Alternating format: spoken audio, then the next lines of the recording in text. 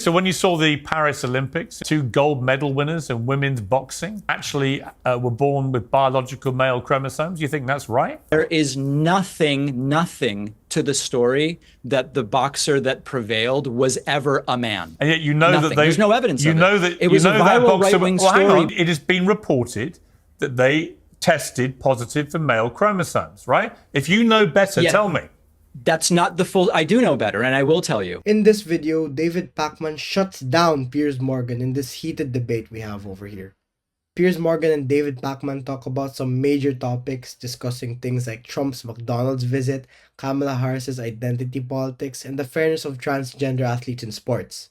It's a heated conversation covering some of the most talked about issues today, so make sure to stick around till the end to see how David Pakman shuts down Piers Morgan with some of his strong points. The reaction to Trump going to McDonald's was fascinating to watch from here across the pond, because I can't think of a smarter stunt, frankly, given all the furore over whether Kamala ever did actually work at McDonald's. And honestly, from everything I've read, I don't think she did, because absolutely no one can remember her ever being there. But putting that to one side, he goes there and he does this stunt. But it's, you know, McDonald's is such an iconic piece of Americana.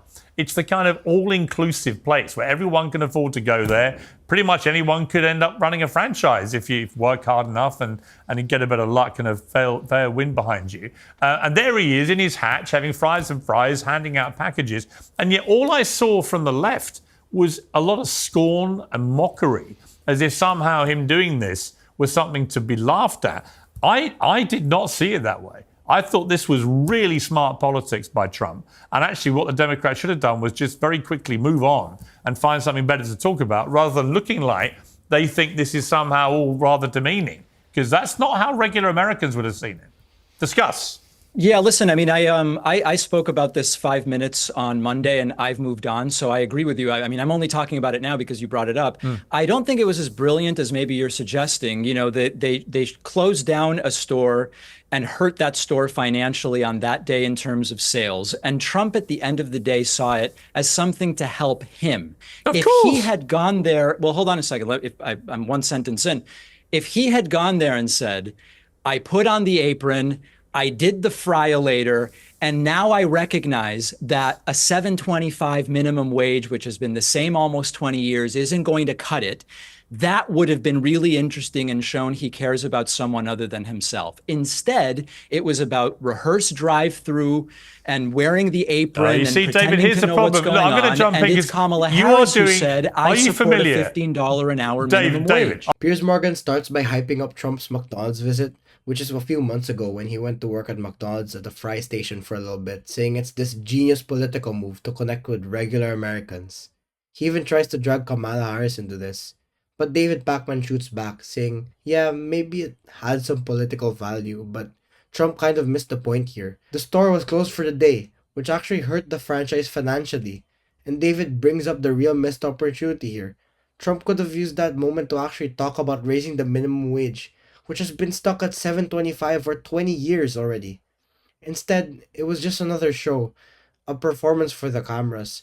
Meanwhile, Kamala Harris has been pushing for a $15 minimum wage. So Piers just mentioning her just backfired at him. Are you familiar with the phrase clutching at straws?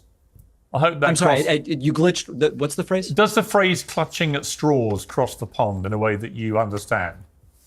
Piers, you brought this topic up. No, what I'm saying is, other than you saying the only lead. way it could work would be if Trump banged on about the minimum wage. You're missing the point. David, the thing is, I want to play a clip from MSNBC. Obviously, you hate Trump with a pathological violence. But they went out and spoke to people in the street, and this happened.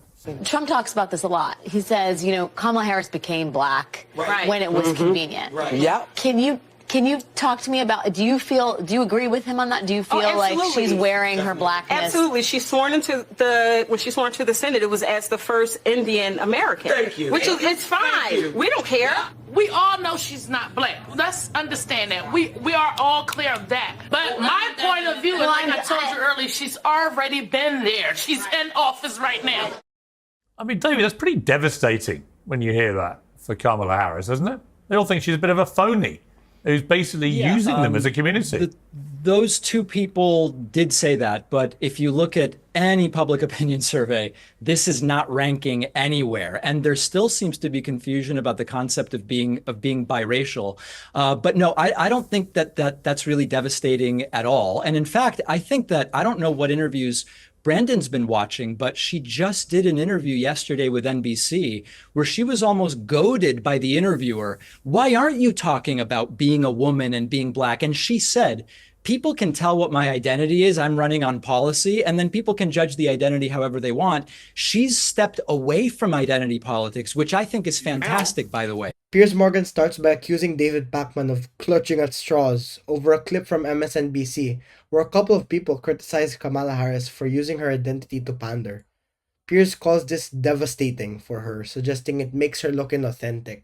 But David Pakman shoots that down instantly by pointing out that two people's opinion doesn't reflect the majority. He cites public opinion showing voters care more about Harris's policies rather than her identity, and notes that Piers overlooks the complexity of being biracial in America. Overall, Piers Morgan's argument just falls apart, and David Pakman just knows how to stay on point, focusing on the substance of Kamala Harris's leadership and not on the identity politics.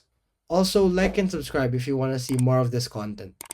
David, let me ask you this. Politics as a cudgel. David, let me ask you this. One of the things she stands for, along with Joe Biden, is she has done nothing while they've been in office to stem this, in my view, horrendously unfair situation of trans athletes competing in women's sport.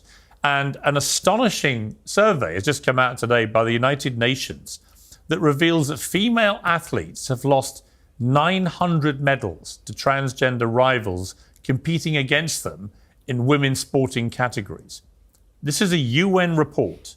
That's 600 female athletes in more than 400 competitions have lost nearly 900 medals in 29 different sports. When the average American sees that both Joe Biden and Kamala Harris now support this unfairness, and that's what it is. It's just unfair. It's nothing to do with being transphobic or anything else. It's just unfair. And when it's supported by a report like that from the UN, that's one of her problems too, is that people think they're supporting the indefensible. They lack basic common sense. What do you say to that? I'm struggling to think that you're taking this any more seriously than as something that might generate clicks on YouTube, Piers. Wow, you don't think that's serious? Hold on, Piers, I can't even get a sentence out. What, you don't think it's serious? Hold on a second. The vast majority of those instances in the UN report are outside the United States and have nothing to do with the president or vice president of the United States at its face. And secondly, I would challenge you to tell me the quotes that Biden or Harris have put forward wherein they have weighed in on how sports leagues should be handling these decisions. But 92% of that study is not even in the US. So I don't even know why you're bringing this up. So Piers Morgan mentions this UN report claiming 900 medals were lost to trans athletes in women's sports and says it's totally unfair and blames Kamala Harris and Joe Biden for not addressing the situation. But David Pakman's not having it. He shoots that down real quick, pointing out that most of the incidents happened outside the US, so it doesn't even apply to what Biden and Harris are doing. He calls out Piers Morgan's BS, asking him to show what they've actually weighed in on how sports should handle this. David's basically saying Piers is trying to turn this into a big political issue when it's really just a way to get clicks. There's no substance here, just a lot of noise. What's that got to do with the principle of the principle? I'm sorry? What's that got to do with the principle? Well, the principle is you're saying Kamala Harris and Biden have come out in support of this. They do. They support policies which actively protect. They support policies that protect transgender athletes performing in women's sport. And I think that is madness. You're saying, well, because most of these things in this UN report were outside of America, it doesn't matter. It does matter. What I'm saying, it's a completely contrived issue that almost no one cares about in every single opinion poll. Wow. You see, I think that's incredibly deluded. People do care about it. They care about the integrity of women's sport. It just doesn't show up in any opinion poll as a primary issue. Not top 10, not top 20. Out of interest, do you think... They care about it, but it doesn't show up in a single poll. What's your view? Do you think it's fair?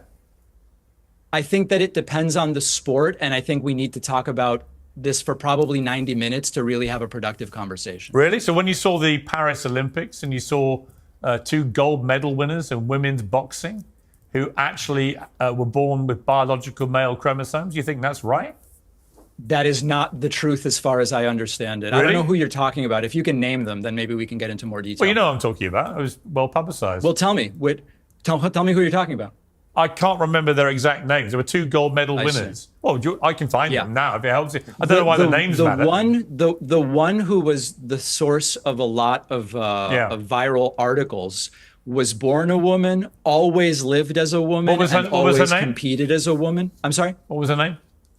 Imani something. All right, so you don't know either. So don't be quite so patronizing if you don't know either. But the truth is... Well, you're bringing it up, Piers. See, here's the thing. Hold on a second, Piers. Hold on a second. You do this all the time, Piers. You bring something up. And then you evaluate your guest's opinion as to how much it matters. You brought it up. If it doesn't actually matter, don't bring it up. No, just to be clear, you were haranguing me for not remembering the name. I said the name's irrelevant. What's relevant is whether the gold medal winners have biological male chromosomes when they're getting into a boxing ring they do not. and punching women in the face so hard that one of the women competitors, a female, quit after 45 seconds. Yes, because she'd never been hit that hard. There is nothing to the story that the boxer that prevailed was ever a man. Wow. Just nothing. And yet you know that there's no evidence of it. It was a viral right-wing story based on nothing. Hang on, you know that boxer was banned from the World Championships precisely because there is evidence. You know that, right? Yes. Do you know the details of that, Piers? Do you know? Tell the full story. Go ahead, tell the full story. That boxer was banned, along with the other one, from the World Championships because it has been reported that they tested positive for male chromosomes, right? If you know better, tell me. That's not the full... I do know better, and I will tell you. That was done by a Russian lab who had an interest in disqualifying her because it jeopardized the undefeated record of a Russian boxer. It's just, that's all they have, and it's totally debunked. Piers, I thought you were better than this. It's not debunked, and you'll regret saying that because it's... And to wrap this up, Piers Morgan tried to make a big deal out of trans athletes and these policies, but David Pakman just wasn't having it. He called out Piers for not having the full details and pointed out that most of the stuff isn't even relevant to the US. It was pretty clear David wasn't just gonna let Piers push a narrative without backing it up, which clearly showed in this whole debate. He stayed calm, kept it factual, and basically just destroyed Piers' whole argument. Piers was just reaching for anything at this point, trying to keep the conversation going. But what do you think? Drop a comment below, like, and don't forget to subscribe for more breakdowns like this.